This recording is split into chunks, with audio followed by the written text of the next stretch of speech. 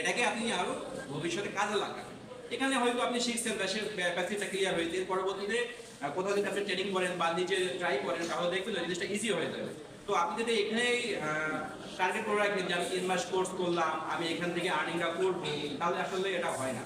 আমি কিছু রিয়েল লাইফের স্টোরি আপনাদের সাথে শেয়ার করছি, যেগুলো আপনাদেরকে ইন্সপায়ার করার কথা, যে সাকসেস কখনো দ্রুত আসে না।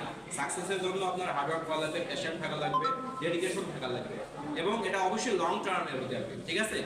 তো সর্বোপরি হচ্ছে আমার নির্দেশনা থাকবে যে আপনারা যারা যে বিষয়টাই শিখছেন ওটার উপরে আরো স্কিল ডেভেলপ করেন, আরো অ্যাডভান্স লেভেলে শেখার ট্রাই করেন। আমার মনে হয় যতটুকু আপনার টপিক কভার করছেন, এটাতেই যদি আপনি সেলফ ব্র্যান্ডিং করেন, মার্কেটিং করেন এবং বিভিন্নভাবে লেগে থাকেন, আশা করি এইগুলো দিয়ে ভালো কিছু করতে পারবেন। এরপরও যদি আপনাদের জানার কিছু থাকে নতুন বা শেখার থাকে, আমরা তো আছি, আমাদের সাপোর্টটা আপনাদের সবসময় থাকবে। আর